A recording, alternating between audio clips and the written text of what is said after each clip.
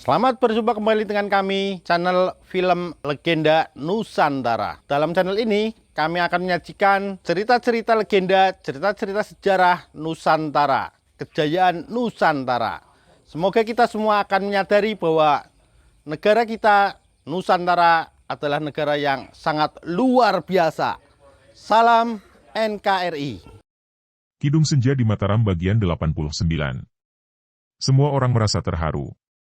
Kiranya Malangkoro memiliki perasaan lem dan jelaslah bahwa semua yang dilakukannya selama ini adalah karena pengaruh Guru Nibayu yang merasa gemas melihat Malangkoro menghampiri raksasa yang mengguguk sambil memeluk jenazah gurunya itu dengan batu besar di tangan, tentu berniat untuk menghantamkan batu itu kepada kepala si raksasa.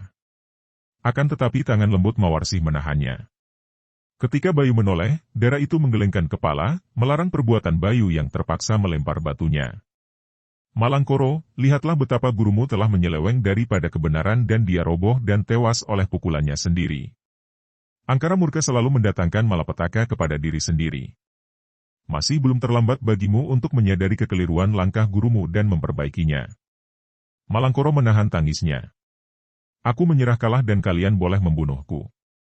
Kami tidak akan membunuhmu, Malangkoro, bahkan kami girang kalau Andika suka membantu Mataram, kata Mawarsih. Tidak, aku hanya mempunyai sebuah permintaan. Kalau boleh, aku akan membawa pergi jenazah Bapak Guru, dan aku berjanji tidak akan membantu Ponorogo, tidak akan mencampuri urusan perang antara Mataram dan Ponorogo. Kalau kalian tidak setuju dan hendak membunuhku, silakan. Mawarsih memandang kepada Aji dan Aji mengangguk, ketika Mawarsih memandang kepada Kedok Hitam, dia pun mengangguk tanda setuju. Mawarsih menghela napas panjang. Sebetulnya, dia belum yakin benar akan ketulusan hati Malangkoro, orang yang sudah terbiasa dengan kehidupan angkara murka, akan tetapi karena Banuaji dan Kedok Hitam sudah menyetujui, ia pun berkata, baiklah, pergi bawa jenazah gurumu, Malangkoro.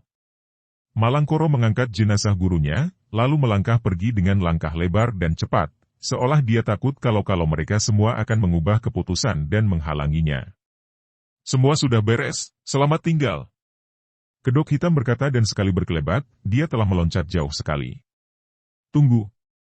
Mawarsih berseru, akan tetapi Kedok Hitam seperti tidak mendengar. Kalau saja di situ tidak ada Aji, tentu Mawarsih akan mencoba untuk mengejar. Akan tetapi, kehadiran Aji membuat ia merasa tidak enak dan malu sendiri kalau harus mengejar si Kedok Hitam. Diam-diam ia merasa kecewa dan juga jengkel kepada Aji yang dianggap menghalanginya. Padahal tadi terbuka kesempatan baik sekali untuk ia dapat bicara dengan Kedok Hitam. Karena itu, ia mengerutkan alisnya dan menjadi murung.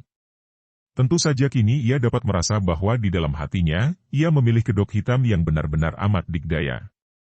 Kalau tidak ada Kedok Hitam kembali ia terancam bahaya yang amat mengerikan, bahkan Aji dan Bayu tentu tewas di tangan Malangkoro dan Danyang Gurita.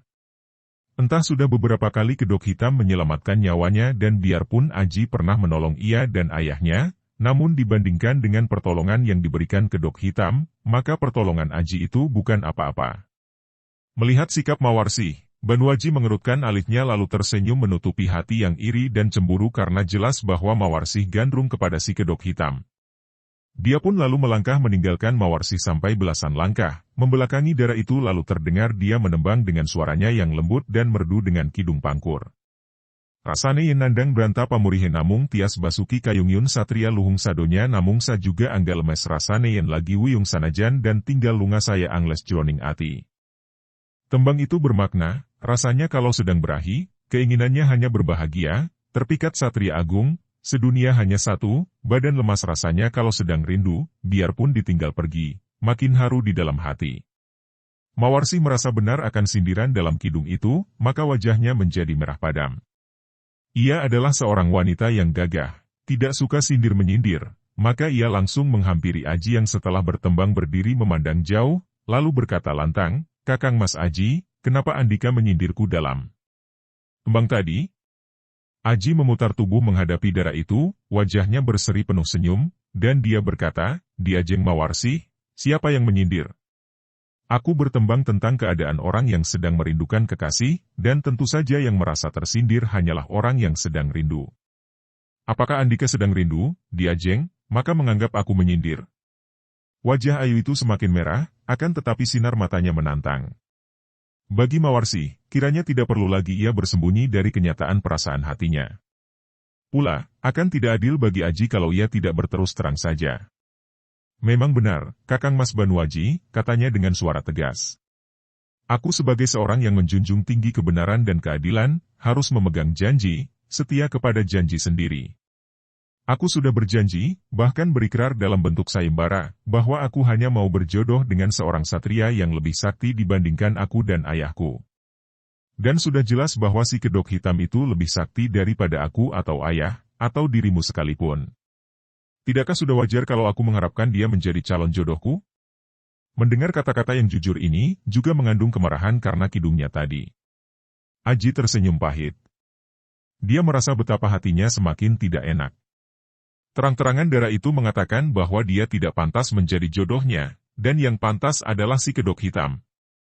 Akan tetapi, dia tidak memperlihatkan rasa tidak enak hati ini, bahkan lalu sengaja hendak mengoda lebih jauh lagi. Hei, Bayu, apakah engkau juga mendengarnya tadi?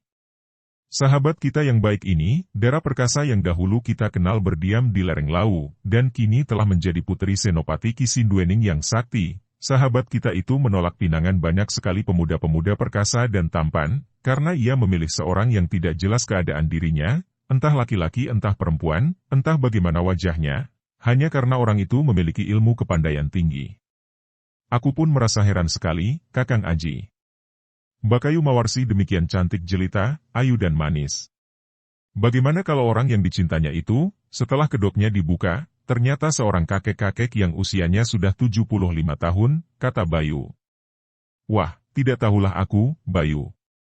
Akan tetapi ia seorang wanita yang gagah perkasa, tentu berani bertanggung jawab atas keputusan yang telah diambilnya. Sebaiknya mulai sekarang kita memberi selamat kepadanya, Bayu. Kau benar, Kakang Aji. Bakayu Mawarsi, aku menghaturkan selamat atas pilihanmu itu.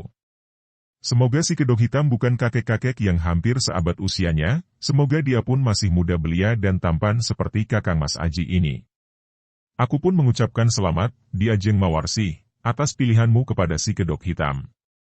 Aku pun memujikan semoga dia itu bukan seorang yang wajahnya buruk seperti setan, dan semoga engkau akan dapat tetap mencintanya andai kata wajahnya amat buruk menyeramkan.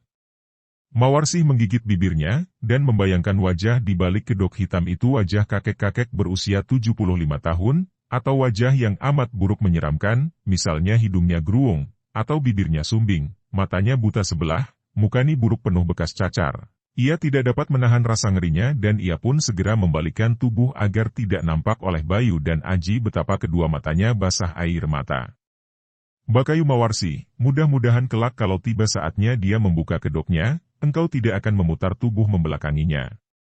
Kasihan sekali si kedok hitam kalau begitu, kata Bayu dengan suara menggoda. Tiba-tiba terdengar lengking suling yang ditiup Aji. Mendengar ini, Mawarsi menjadi semakin gemas dan air matanya jatuh bercucuran. Ia lalu melarikan diri dari tempat itu, akan tetapi suara suling itu seolah-olah mengejarnya. Mawarsi menutupi kedua tangan sambil terus berlari, dan kedua matanya makin deras mencucurkan air mata.